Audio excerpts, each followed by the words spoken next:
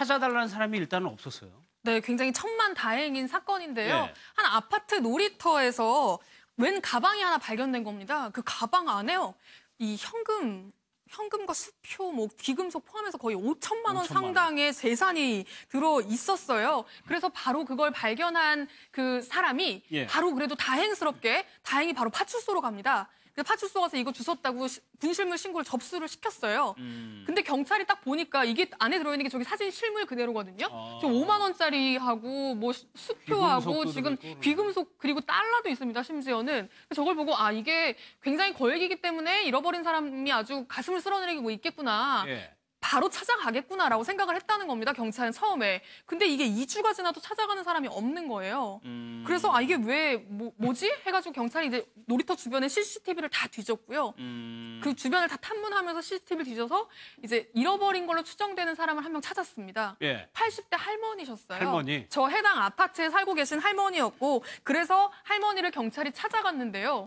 어찌된 일인지 할머니가 이건 내 거 아니다라고 말하는 상황이 벌어졌다고 합니다. 분명히 CCTV에 찍힌 그 할머니인데 본인 게 아니라고 얘기를 해요. 네, 그렇습니다. 그랬다고 하는데요. 당시에 그 어떤 상황이었는지 경찰의 이야기를 한번 직접 들어보시죠. 파출소 직원들이 CCTV를 이제 확인을 해가지고 찾아드린 거예요. 근데 집에서 나올 때는 손가방이 있어요. 근데 이제 집에 귀가하실 때는 손가방이 없어가지고 그걸로 단서를 해가지고 찾은 거죠. 이 손가방이 이제 좀 식가방 비슷한 겁니다. 치매가 있으셔가지고 이제 기억을 이제 못 하시는 거죠. 가방 안에 아직 통장이 있었어요.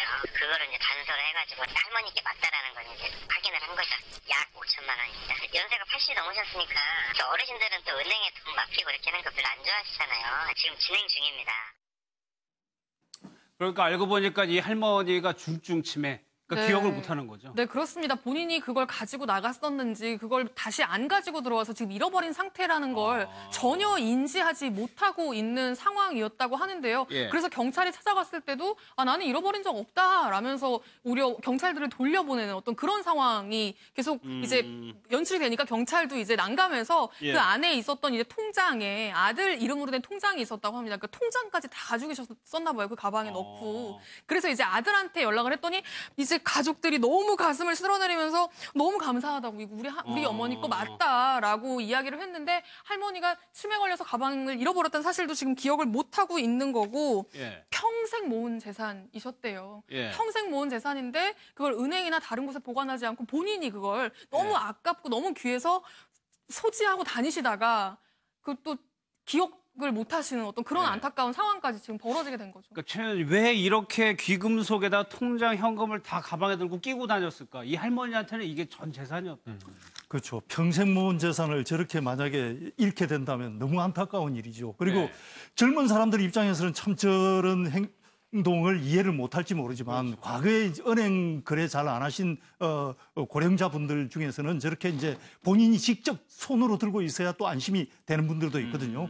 일본의 사례를 보면 저런 게 많이 이제 등장하는데 우리보다 빨리 고령화 사회를 겪었지 않습니까? 그래서 홀로 사시는 고령자분이 돌아가시고 나서 그 집을 이렇게 청소하다 보면은 뭐 요소에서 현금들이 많이 쏟아져 나와가지고 일본에서는 그게 상당히 그 뉴스거리가 되고 있는데 참 그런 걸 보면은 많이 안타깝습니다. 그 평생에 모은 재산을 본인을 위해서 좀 쓰고 했으면 좋겠는데 저렇게 뭐 건강을 먼저 잃는 것이 안타깝게 생각될 뿐입니다. 그러니까 일단 김남국 선 경찰이 가만히 기다리지 않고 찾아준 것도 잘한 거고 이 갖다 준 사람. 분실물 신고를 해준 사람도 잘한 거고요. 네, 굉장한 것 같습니다. 사실은 그 현물이기 때문에 만약 어떤 채권이라든가 이런 것들은가 만약 이런 것을 줍게 된다라고 한다면 견물생심이기 때문에 욕심이 생길 법도 한데 현금만 있었고 귀금속 이런 것들이 있었는데 이것을 전부 다 고스란히 곧바로 경찰서에 가져다 줬다라고 하고 있고요. 또 경찰서에서는 처음에 굉장히 큰 금액이기 때문에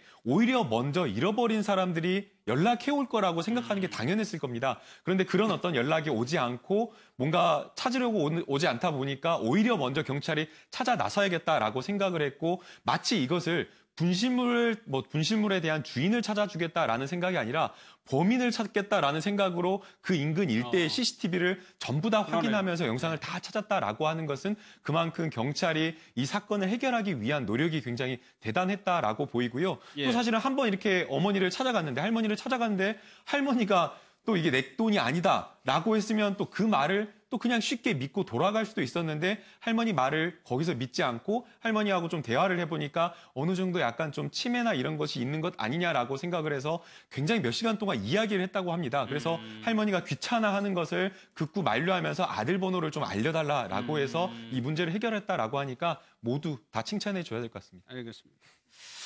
여고 시절에요. 남자 교사에게 성관계를 강요했다는 글을 SNS에 올려서 판문을 일고 있습니다. 경찰이 내사에 착수했는데 박상호 기자의 리포트 보겠습니다. 2년 전 부산의 한 고등학교를 졸업한 여성이 SNS에 올린 글입니다. 3학년 때 한 남자 교사가 자신에게 여러 차례 성접촉을 하고 성관계를 강요했다는 내용입니다.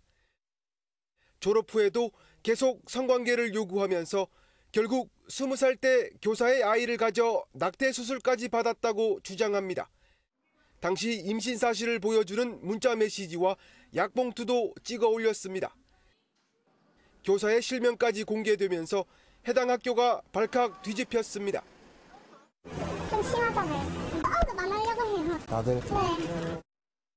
파문이 커지자 학교 측은 경찰에 수사를 의뢰했고 해당 교사는 이틀째 학교에 나오지 않고 있습니다. 자신만 떠나가 일단은 학생과 접촉을 안 시켜야 되잖아요. 그래서 못 나오게 말았어요. 학교 측은 추가 피해를 주장하는 학생은 없었다고 밝혔습니다. 사실관계 확인에 나선 경찰은 혐의가 확인되면 정식 수사에 착수할 예정입니다. MBN 뉴스 박상호입니다.